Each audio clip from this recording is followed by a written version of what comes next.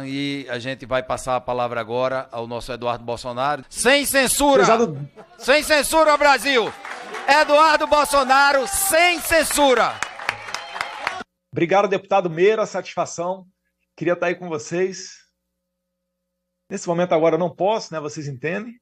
Mas a minha vontade, a gente continua junto em espírito. Pode ter certeza que a gente continua junto em espírito.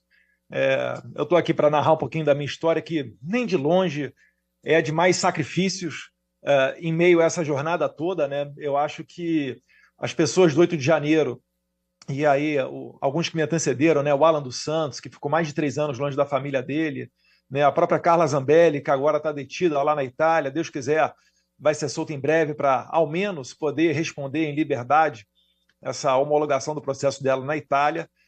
O Clezão nem se fala, mas a gente está dando um pouquinho aqui da nossa dose de sacrifício, que é a vida de todo homem, né?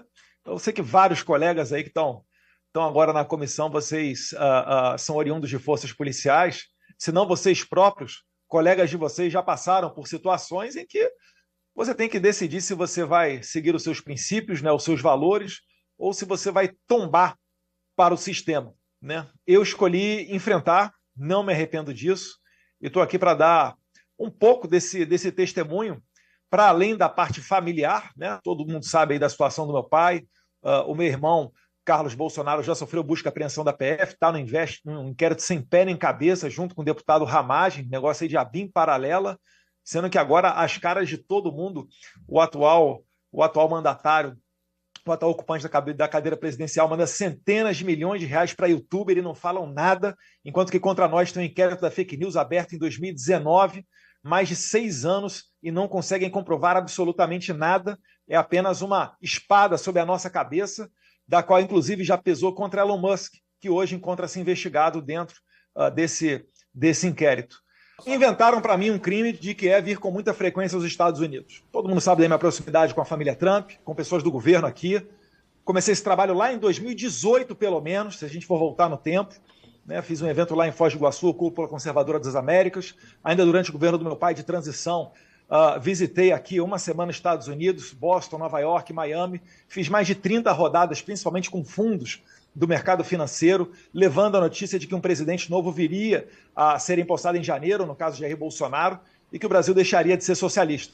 Então a gente trabalha há muito tempo tentando fazer aquilo que o nosso eleitorado pede, né? A organização da direita, firmar um projeto de país, colocar adiante uma bancada uníssona de parlamentares.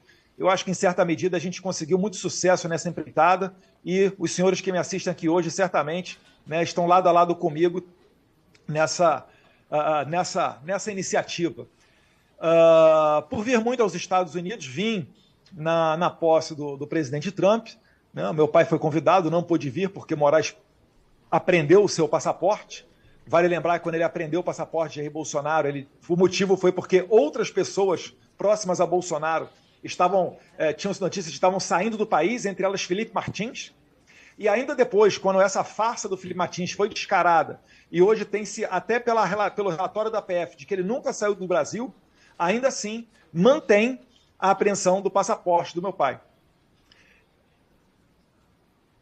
De perto, o caso do deputado Daniel Silveira, que até hoje permanece preso, numa bizarrice, onde praticamente ele não tem direito à progressão de regime, né? Ele deveria estar em casa, saindo para trabalhar, e apenas se recolhendo durante o período noturno. Mas o Alexandre de Moraes, ele tem esse desejo de se mostrar uma pessoa má, para assim ter o respeito dos outros, através da intimidação. É por isso que eu não exagero quando eu coloquei no meu Twitter, que foi incluso num dos inquéritos, quando eu chamo de gangster. Porque essa é uma prática de um mafioso, de um gangster. E ele, né, então, ali pelo final de fevereiro, recebeu uma demanda do Lindbergh Farias, que é o novo diretor-geral da Polícia Federal. Né? Isso daí mostra, mais uma vez, a disfunção com que o Brasil está vivendo. Ele pede as coisas, o Alexandre de Moraes atende. Ele pediu a apreensão do meu passaporte. O grande problema que ocorreu é que eles não sabiam que naquele momento eu estava pousando nos Estados Unidos para passar uma semana, que é o feriado de carnaval. Vim visitar alguns amigos aqui. E como eu vi ali que o Alexandre de Moraes tinha dado 5 dias de prazo para o PGR responder se apreenderia ou não o meu passaporte a pedido do líder do PT na Câmara, algo inacreditável, eu resolvi esperar. Esperei. E, inacreditavelmente, o PGR não respeitou o prazo de 5 dias do homem mais temido do Brasil. Após anunciar nas minhas redes sociais que ficaria exilado aqui, em 2 horas, o Procurador-Geral da República, então, disse que não era necessário pegar o meu passaporte, porque a minha atividade aqui era legal. No mesmo dia, Alexandre de Moraes arquivou o processo. Por que ele fez isso? Para não me dar a oportunidade de colocar, né, um rótulo em mim de perseguido político. E aí começaram as matérias na imprensa, jogando junto com o regime, dizendo, Eduardo Bolsonaro não volta porque não quer, está passeando, está na Disney, etc. Glória a Deus, a soberba e a arrogância dos nossos inimigos. Esse foi o tempo em que eu tive a tranquilidade e oportunidade de focar na minha vida em uma única pauta, que era trazer justiça contra o maior violador de direitos humanos, eu me arrisco a dizer, da história do Brasil. Foi dessa maneira que eu e Paulo Figueiredo, jornalista conhecido dos senhores, conseguimos ir diversas vezes ao Congresso americano, à Casa Branca, e levar informações que culminaram na sanção Magnitsky contra Alexandre de Moraes, que ainda vai piorar, eu tenho certeza disso. Não só para ele, mas pessoas também no entorno dele. Depois de eu anunciar a minha estada aqui, 2 meses após isso, o cientista americano Corey Mills, da Flórida, perguntou ao secretário Marco Rubio, numa audiência do Congresso Nacional Americano, se haveria chance de sancionar Alexandre de Moraes. E Marco Rubio disse que sim. Dias após este fato, a coisa mudou da água para o vinho. O mesmo inquérito em que tinha sido arquivado, com o PGR dizendo que a minha atuação era totalmente legal nos Estados Unidos, foi então desarquivado por essas razões políticas. E começou a pesar sobre mim o crime de abolição violenta do Estado Democrático de Direito, com pena de até 12 anos de cadeia. Fora alguns outros, como obstrução de justiça, alguns outros crimes um pouco menores, coação mediante processo, crimes que com certeza não cabem contra mim. Por exemplo, coação mediante processo exige que eu tenha um meio ilícito. Eu não tenho meio ilícito nenhum na minha mão. Eu sequer tenho qualquer meio na minha mão. Mas, se considera a lei Magnitsky um meio ilícito, a lei Magnitsky é uma lei norte-americana. Então ela já não é ilícita. E ela tem que estar sobre o meu poder, tem que estar ao meu dispor.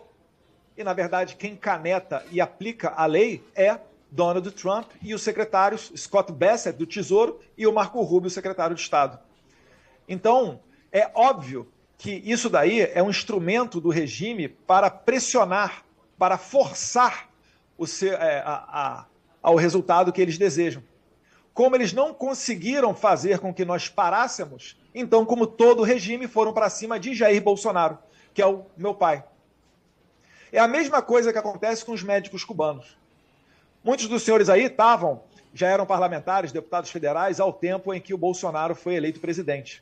Quando o Bolsonaro foi eleito presidente, com relação aos médicos cubanos, né, o programa Mais Médicos, ele falou de 3 requisitos para manter o médico cubano no Brasil. Pagamento integral do salário no Brasil, um exame revalida para provar que são médicos, né, para provar que não são espiões ou qualquer outra coisa. E, por último, trazer a sua família de Cuba para o Brasil, porque já era de conhecimento nosso que era uma estratégia do regime ameaçar os familiares que ficam como reféns lá na maior ilha de escravocrata do mundo. E assim Alexandre de Moraes está fazendo. Então, a cada vez que o Alexandre de Moraes dobra a aposta, ele nos dá a oportunidade de escancarar para o mundo inteiro que ele realmente é merecedor de todas as sanções. E não se enganem, né? Não fiquem surpresos, na verdade, se isso for levado para a Europa, que é o próximo passo. Eu sei que Alexandre de Moraes, nesse momento, deve estar pensando, né, jogando junto com a Interpol, hoje liderada por um brasileiro, para tentar fazer a minha apreensão. Mas também a gente tem aqui bons aliados do nosso lado para evitar qualquer tipo de empreitada nesse sentido. E finalizo dizendo que cada vez mais ele vai jogando os... Como o último, por exemplo, que é o crime de incitar invasão, né, incitar a autoridade internacional a invadir o Brasil ou a atos de guerra. Quando eu falo isso aqui nos Estados Unidos para as autoridades, que eu estou sendo processado no Brasil por conta disso, as pessoas dão risada. É notório que a gente não praticou nenhum crime desse. A gente já viu, né? político aí para a cadeia por conta de problemas com corrupção, desvios, dinheiro público, etc. Golpe de Estado certamente não é o caso de Jair Bolsonaro. E isso daí fica muito claro, finalizando, presidente, quando você vê que o Trump tem colocado adiante, não só a lei Magnitsky contra o Moraes, mas recentemente, agora, 2, 3 dias atrás, uma nova carta do FDC dá conta, né, a Comissão de Comércio americana, dando conta de que os países que forem contra, né, os países que servirem suporte para o aparato de censura serão não somente tarifados, mas correrão o risco de terem embargados chips americanos, né, semicondutores, para este país. Ou seja, o Brasil está flertando com ditaduras, está flertando com a perseguição, está normalizando esse tipo de conduta que acontece em países como Cuba, Venezuela e Irã, e vai sofrer as consequências disso.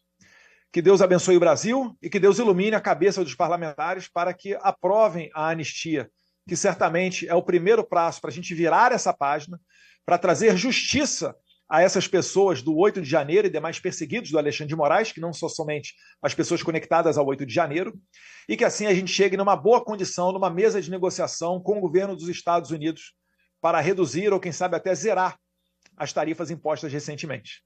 Então, senhor presidente, muito obrigado pela oportunidade.